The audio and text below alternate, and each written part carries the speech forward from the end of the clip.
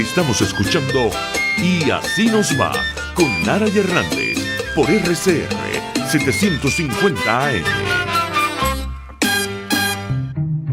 Cantidad de dudas emergen todos los días en la cabeza de los venezolanos. ¿Quién fue? ¿Cómo fue? ¿Por qué? ¿Qué hay detrás de cada suceso y decisión? Aquí te ayudaremos a responder a nuestra percepción todo lo que está pasando. Pregúntame que te respondo. Bien, pregúntame que te respondo. La primera pregunta del día de hoy que tenemos por acá es de Michael Flores, que dice: ¿quién se ve más beneficiado con la posición de Colombia con respecto a los venezolanos? Y me imagino que se refiere a la última decisión que ha oficializado el presidente Duque en términos de favorecer a la migración venezolana en ese país. Él pregunta: ¿los más beneficiados son los del gobierno, el venezolano que no tiene cómo trabajar allá, o los venezolanos que están aquí y a su vez se quieren ir para allá? Es una buena pregunta, pero la respuesta parece casi directa, ¿no? Los beneficiarios de esta medida son los que están en Colombia. ¿Por qué? Bueno, porque la medida es muy clara con respecto a sus alcances. Esta medida alcanza a las personas que hasta ese momento, cuando fue promulgada, estaban en territorio colombiano, en la situación de migrantes, de ser ciudadanos de origen venezolano que estaban en territorio colombiano. Ya en lo sucesivo, creo que operará otro mecanismo y la cosa va a ser, de acuerdo a mi criterio, lo que yo estoy viendo, va a ser más peliaguda para quienes quieran estar en situación legal en Colombia, yendo desde Venezuela. De manera que, si uno quiere sacar no a los más beneficiados, sino a los menos beneficiados, habría que pensar en los venezolanos que están aquí y que tenían intenciones de irse para allá en los próximos meses, en las próximas semanas. Otro beneficiario es probablemente Maduro, porque ¿qué está diciendo Duque con esto?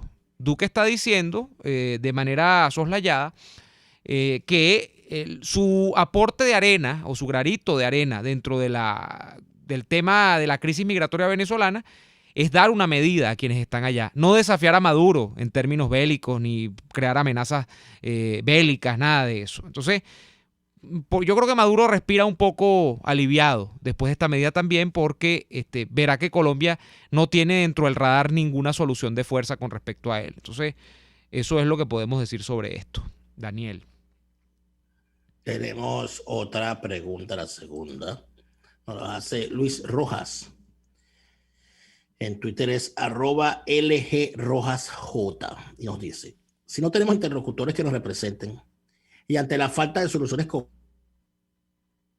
concretas y tangibles, ¿qué nos queda? ¿Resignación o montar nuestra propia trinchera?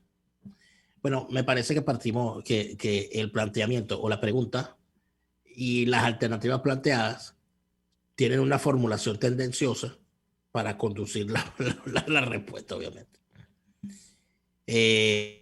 Solución tangible, la resignación. Bueno, el que se quiera resignar, que se resigne. Ahora me pregunto yo, ¿qué es la resignación en este caso?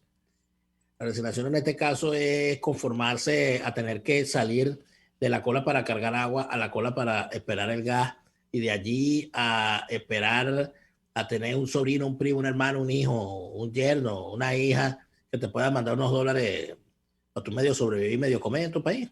Esa es la resignación, me imagino yo. Porque hay unos más resignados que otros. Yo me imagino que algunos privilegiados se habrán resignado a la idea de tener que dejar de tener un automercado para pasar a tener un bodegón. Qué resignación tan terrible. Y hay otros que se han resignado, oye, a tener que tener un vehículo blindado, porque en este país no se puede vivir. Están también los resignados a tener que dotar sus viviendas de una planta eléctrica, porque están con tantos apagones, imagínate tú. Y hay otros que se han tenido que resignar a pagar carísimos sistemas de internet satelital, bueno, para garantizarse que, imagino, porque con el internet de CanTV, imagínate cómo veo yo las series en Netflix. O sea, resignaciones hay muchas, ¿no?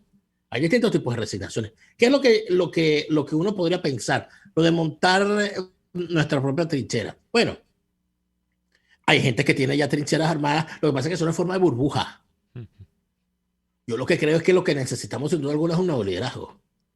Y ese nuevo liderazgo está, porque uno lo ve. Es que no quiero estar nombrando a nadie. Pero uno ve algunas actividades por allí, unas acciones, comunidades y tal, y uno dice, el liderazgo, ese liderazgo va a surgir. Lo que pasa es que, claro, aquí la gente lo que quiere, la gente lo que entiende, no, que tiene que haber un solo líder, porque estos son todos caudillistas. Quieren ver, lo que quieren es jalarle la cola al caballo del taita y olerle las alpargatas. Aquí estamos hablando de liderazgos. Y liderazgos basados en valores, no en antivalores. Yo creo que los hay. Sí los hay. Y se activarán en el momento que se tengan que activar. Ahora, la resignación yo no la veo nunca, jamás, como una salida. Omar. Bien, tercera pregunta es del señor Silvio Álvarez. slab.pis. Bueno, me quedo con Silvio Álvarez porque el usuario está complicado. Dice acá, en su pregunta, ¿qué opinan de las personas que en las jornadas más cruentas de represión en 2014 y 2017 decían que los esbirros eran extranjeros, es decir, cubanos, rusos, etcétera, y que no creían que estos fuesen venezolanos? Bueno, qué buena pregunta, qué buen recuerdo, Silvio, porque luego de tanto tiempo... Aquí lo discutíamos mucho, ¿te acuerdas? Porque eso era una gran tesis. De hecho, de esa tesis partía la proposición, y aquí es donde voy con la respuesta, de los Estados Unidos de la famosa política de garrote y zanahoria con el caso de los militares venezolanos. Porque se tenía la idea de que dentro de la Fuerza Armada Nacional Bolivariana había una reserva moral, ese famoso término, que apenas con unos pocos incentivos, esa reserva moral iba de alguna manera a despertar en lo profundo de su alma, iba a decir, hasta aquí llego yo y desacompaño a la tiranía de Maduro. Me pongo del lado bueno de la historia. Ese era más o menos el picture, pues la cosa, lo que vendía la idea de la política de los Estados Unidos hasta hace nada. Eso fue hasta hace nada. Eso fueron 2 años de esa política, acompañadas o coincidieron en el tiempo con la política del gobierno, de la instauración del gobierno interino de Juan Guaidó. Bueno, yo creo, mi estimado Silvio, que eso no ha prosperado en el tiempo, es decir, que esa tesis no tiene asidero. Definitivamente los represores son venezolanos, como usted, como yo. Entiendo que usted debe ser venezolano. Son nacidos en esta tierra, tienen papás y mamás venezolanos, la mayoría de ellos, tienen hijos venezolanos, viven acá, no tienen pensado irse. Y simplemente lo son porque sí, ha operado una escuela, probablemente cubana, una escuela donde tiene que haber métodos también sofisticados de los rusos putinistas para la represión y todo lo demás, incluso quizás China, Irán, por allí también de pronto. Pero lo que sucede es que esta gente ha rutinizado esos comportamientos y los consideran algo normal. Porque además este comportamiento dentro del ecosistema de lo que ha creado el chavismo como fuerzas represivas es necesario para tu ascender. En la medida que tú eres más malo, más asciendes dentro de la escala de cumplimiento de deberes de la represión chavista.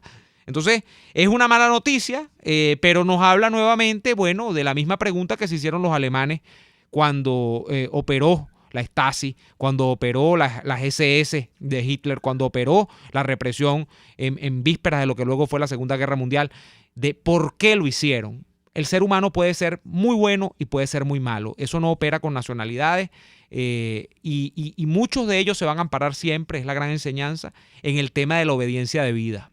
Cuando dicen que no, yo estaba cumpliendo órdenes. Bueno, esos casos no son nuevos, no es que los venezolanos somos peores que nadie, ha pasado en la humanidad por mucho y por largo tiempo. Entonces, para que lo tengamos presente, Daniel, tenemos la última pregunta. Hay una última pregunta que es corta, concisa, casi una puñalada. Dice nuestro oyente Alejandro Daza, quien en Twitter se identifica. ¿Por qué si todos quieren cobrar bienes y servicios a precio internacional, no pagan sueldos a valor internacional? Eso es lo que me pregunto yo, Alejandro Daza. Eso es lo que me pregunto yo. ¿Por qué? Pero yo te voy a decir por qué. Porque eso que los economistas de salón, economistas que salieron de la escuela de economía de las universidades tales y más cuales, si es que acaso salieron, ¿no? Y que muy probablemente cuando estudiaban no jamás pedían la palabra para decir nada, y que después que se graduaron el único trabajo que han tenido es el de repartidor de bolserías en salones de medios de comunicación. Yo los escucho. O sea, en Venezuela existe una de sus políticas hacia la normalización de la circulación de la divisa, pues es necesario ante la dinámica que la economía en condiciones merluzo. No, tú dices, coño, me perdí. Estos espaguetis sin mantequilla, ¿qué les pasa, chicos? En Venezuela, la finca Nápoles de Pablo Escobar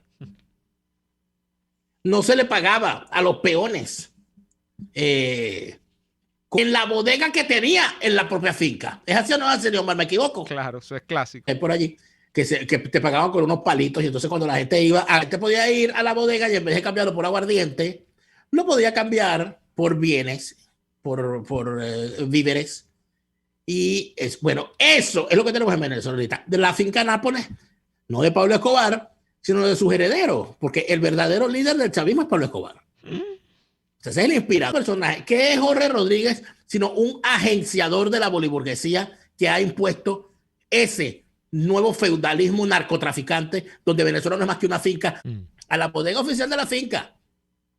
Mira, ya yo quisiera ver el registro mercantil, las cuentas bancarias y las declaraciones, para que usted vea los nombres en la divisa. Serán pendejos, porque no ponen los precios internacionales, ponen precios internacionales para cualquier cosa, inclusive por encima. ¿Sí? Yo he dado 50,000 veces el ejemplo del jabón de baño. Una pastilla de jabón y ¿cómo es esto? Que una cosa que cuesta aquí 0,34 euros, en Venezuela cuesta $3. Y tienes que consumirte los mínimos $10 porque no hay vuelto. Ajá, entonces tú no le ves sentido a esto. Entonces no, vamos a hacer reuniones con el sector productivo para identificar un país que no es, Daniel, al final de cuentas es un país que no existe, sino solo en la azotea, en la cabeza de cada una de estas personas, ¿no?